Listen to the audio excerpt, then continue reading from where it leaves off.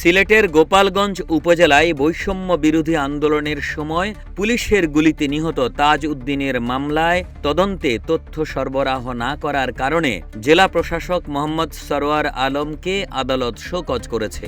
গত ৮ ফেব্রুয়ারি সিলেটের আমলি আদালত নম্বর ২ এর senior judicial magistrate Sudipta Talukdar এই আদেশ দেন। ১৯ ফেব্রুয়ারি বিষয়টি জানাজানি হয়।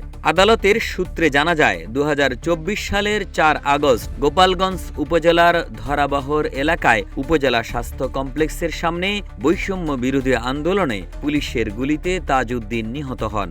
নিহতের স্ত্রী রুলি বেগম থানায় হত্যা মামলা দায়ের করেন, যেখানে স্বামীকে পুলিশের গুলিতে হত্যার অভিযোগ করা হয়।